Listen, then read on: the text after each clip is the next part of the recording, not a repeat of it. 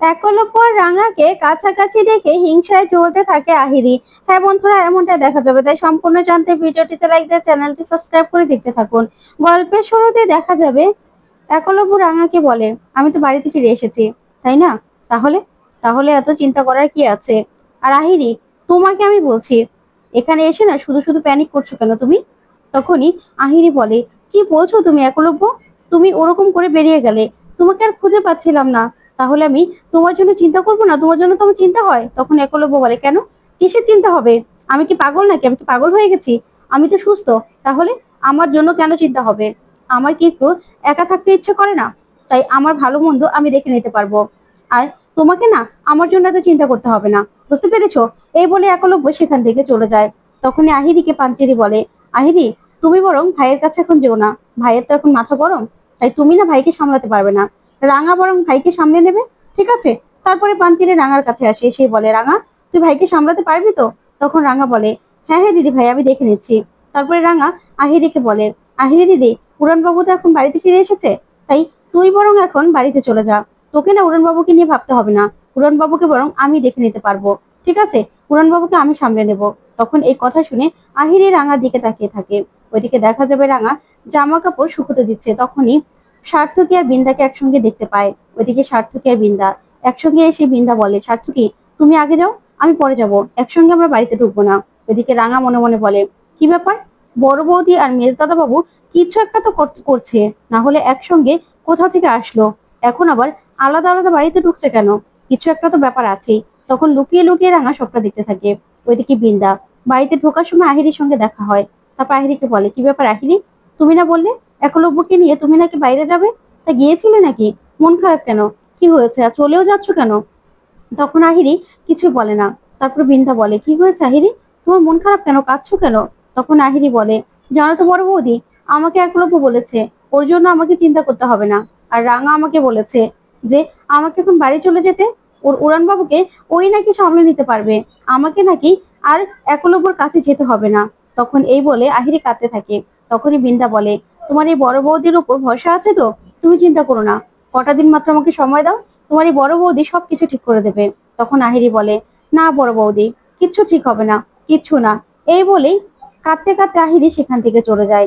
ওইদিকে রাঙা মনে মনে বলে, কিছু একটা তো বড় বৌদি আর মেজদাদা বাবু মিলে করছে, আমাকে জানতে হবে। ওইদিকে একলব্য ঘরে এসে বসে বসে আহিরি বলা কথাগুলো ভাবতে থাকে আর প্রচন্ড রেগে যায়।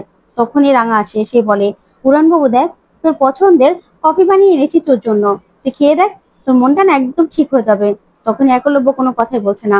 তারপরে রাঙা এসে বলে, উড়ান বাবু দেখ, তোকে কিন্তু তাড়াতাড়ি করে সুস্থ হতে হবে, আর তাছাড়া আমার তো সামনেই ন্যাশনালের জন্য আমাকে খেলতে হবে, আমাকে তো ন্যাশনালের জন্য আবার বাছাই টোতেটেই টিকতে হবে, বল তুই না গেলে কি আমি সাহসটা পাবো, শক্তিটা পাবো? তখন একলব্য রাঙার উপর রেগে যায় আর বলে, কেন, কেন তুমি সাহস পাবে না বলো তো? তুমি কি বাচ্চা নাকি? তুমি তো বাচ্চা নও।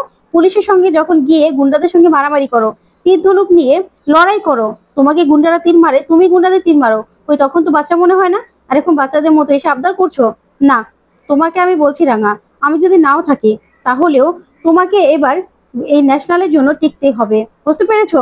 তোমাকে এবার ভালো করে খেলতেই হবে, কারণ আমি তোমাকে বলছি, তোমাকে সাহস করতে হবে। আমি যদি নাও থাকি, এমনও তো হতে পারে যে আমি মরেও তো যেতে পারি, তখন তখন তুমি কি করবে? তখনই রাঙা ভয় পেয়ে যায় আর বলে, না উড়ান বাবু, একদম তুই এই কথাগুলো বলবি না, তুই না থাকলে আমিও যে থাকবো না রে, তুই ছাড়া আমার তো কিছুই নেই রে, তুই ছাড়া তো আমার কিচ্ছু নেই। তখনই একলব্য বলে, এসব কথাগুলো একদম বলো না তো রাঙা, এসব কথা আমার একদম ভালো লাগে না। তখন এই বলেই একলব্য সেখান থেকে চলে যায়। তখন রাঙা খুব কষ্ট পায়। ওইদিকে বোমজুম কে খাওয়াতে থাকে রাঙা। তারপরে বোম বলে, আমাদের একটা গল্প শোনাও না। তখন রাঙা নিজের জীবনের গল্পই শোনাতে থাকে ওদেরকে। তখন বৃন্দা সবটা এসে শোনে, শুনে রাঙাকে বলে, এই রাঙা, তুই আমার সঙ্গে আয়, তুই কি করছিস বলতো? তখন রাঙা বলে, কেন রে মা? তখনই প্রমিতা বলে, কালকে তোর খেলা আছে, তাও আবার তুই এখানে বসে ওদেরকে খাওয়াচ্ছিস কেন? তোর তো এখন প্রস্তুতিটা নেওয়া দরকার ছিল, তাই না? তারপরে ময়নাকে ডাকে প্রমিতা। তখন ময়না এসে বলে, কি হয়েছে মা, আপনি আমাকে ডাকছেন? তখনই প্রমিতা বলে, হ্যাঁ মেজো বৌমা, রাঙার কালকে খেলা আছে, তুমি তো জানো, আজকে তো তুমি বোমজুমকে খাওয়াতে পারতে, তাই না? সবসময় তো রাঙাই খাওয়ায়। তখনই ময়না বলে, হ্যাঁ খাওয়াতে পারতাম তো, তখনই ময়না দেখে যে ওদের খাওয়া হয়ে গেছে। তখন ময়না বলে, মা আপনিও না, ওদের তো খাওয়া হয়ে গেছে। তারপরে রাঙা, প্রমিতা দুজন দুজনের সঙ্গে কথা বলতে থাকে। তখন প্রমিতা বলে, রাঙা তোকে আমি যেটা বলছি তুই সেটা শোন। তোকে কিন্তু এবার ন্যাশনালের জন্য টিকতে হবে, তোকে ডিসকোয়ালিফাই হলে চলবে না। তখন রাঙা বলে, মা আমার কথার থেকেও বেশি চিন্তা করছি আমি উড়ানবাবুর জন্য। উড়ানবাবু, উড়ানবাবুকে সুস্থ করতে হবে রে, উড়ানবাবুকে স্বাভাবিক জীবনে আনতে হবে। ও পাইলট বেশে গেলেই আমি শান্তি পাবো। তখনই সভ্য আসে, এসেই বলে, মা আমাদের বাড়ির দলিলটার ম্যাপটা দাও তো। তখনই সেখানে বিন্দা সার্থকে চলে আসে। তারপর সভ্য বলে, হ্যাঁ জানো তো, ওই যে বনমালী কাকা, সে আমাকে বলছে তাদের জায়গা নাকি আমাদের জমিতে চলে এসেছে। সেটার জন্য আমার না খুব রাগ হয়েছে। এবার আমি আমাদের জমির দলিল আর হলো ম্যাপটা নিয়ে দেখিয়ে দেবো যে ওনাদের কোনো জায়গা এখানে নেই।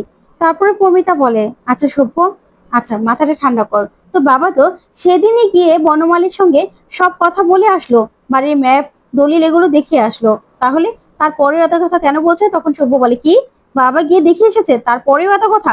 না, আমাকে এবার সবটা মিটমাট করতে হবে। তখন সার্থকী বলে, আচ্ছা দাদা, কুকুর কামড় দিলে কি কুকুরকে কামড় দিতে হবে?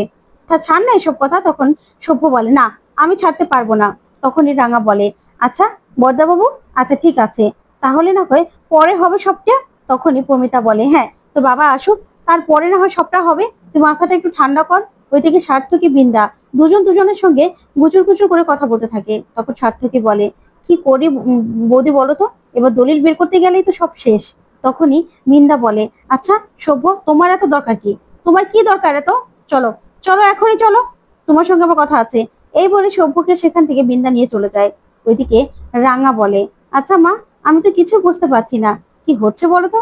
তখনই সেখানে পাঞ্চেরি আর অঙ্কুর আসে, এসেই বলে, মা আমাদের একটু কথা ছিল।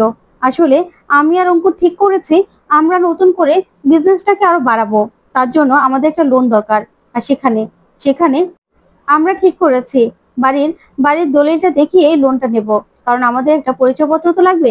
সেটার জন্যই ওই বাড়ির দলিলটা দেখাতে হবে আর কি। তুমি কি বাড়ির দলিলটা দেবে? তখন এই কথা শুনে প্রমিতা বলে, হ্যাঁ লাগলে তো দিতেই হবে। তখনই সেখানে বিন্দা আবারও চলে আসে। তখন সার্থকী আর বিন্দা দুজন দুজনের চোখে চোখে কথা বলতে থাকে।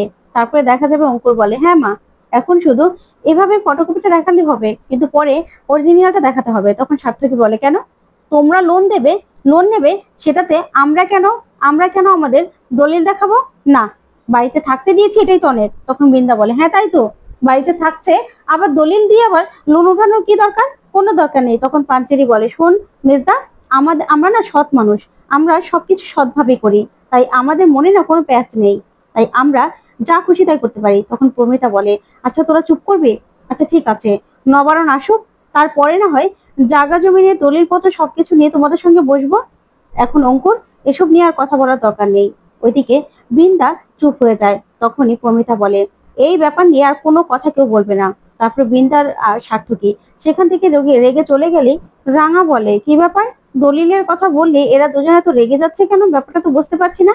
তারপরের দিন সকালবেলায় দেখা যাবে রাঙার খেলা আছে।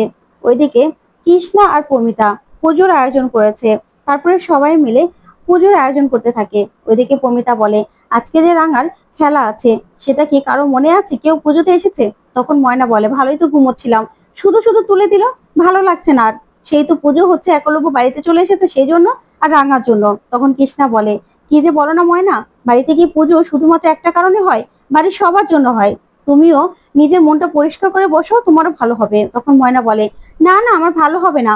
এই যে সার্থকী সব সময় উঠতে বসতে আমার সঙ্গে শুধু খেচারি করে, তাই জন্যই তো ওকে আমি জিজ্ঞাসা করেছিলাম ওর কি অন্য কোনো মেয়ের সঙ্গে সম্পর্ক আছে কিনা। তখনই সার্থকী এসে ময়নার উপর রেগে যায় আর বলে, চুপ করো, সকালবেলা বাজে কথা বলা হচ্ছে তাই তো, আমার নামে নালিশ করা হচ্ছে, চুপ করে বসো। তারপরে দেখা যাবে ময়নাকে চুপ করিয়ে দেয় প্রমিতা আর বলে, চুপ। তারপরে ময়নাকে কানে কানে সার্থকী বলে, দেখো এবার কোন নাটকটা হয়। তখনই ময়না বলে, নাটক মানে? তারপরে ময়না মনে মনে বলে, তাহলে কি রাঙাকে ফাঁসাতে আবার কোনো ফোন দিয়ে এটেছে এরা? কি জানি, না হলে কিসের নাটক। ওইদিকে রাঙা একলব্যকে বলে, উড়ানবাবু তোর জন্য তো মা পুজোটা দিচ্ছে রে, চল যেতে হবে তো। তখনই একলব্য বলে, হ্যাঁ যাবো তো। তারপর রাঙা বলে, তোকে আমি রেডি করে দিলেই আমার কাজ শেষ, ব্যাস। তারপরে রাঙা একলব্যকে পাঞ্জাবি পরিয়ে দিতে যায়। তখনই একলব্য আর রাঙা দুজন দুজনের কাণ্ড দেখে হাসতে থাকে। তারপরেই রাঙাকে একলব্য নিজের কাছে টেনে নেয়। দুজন দুজনের দিকে তাকিয়ে থাকে। তো বন্ধুরা, আজকের আপডেটটি কেমন লাগলো অবশ্যই কমেন্ট করে জানাতে ভুলবেন। আর পরবর্তী আপডেট পেতে অবশ্যই চ্যানেলটি সাবস্ক্রাইব করে পাশে থাকা ছোট্ট বেল বাটনটি ক্লিক করে রাখবে। ধন্যবাদ।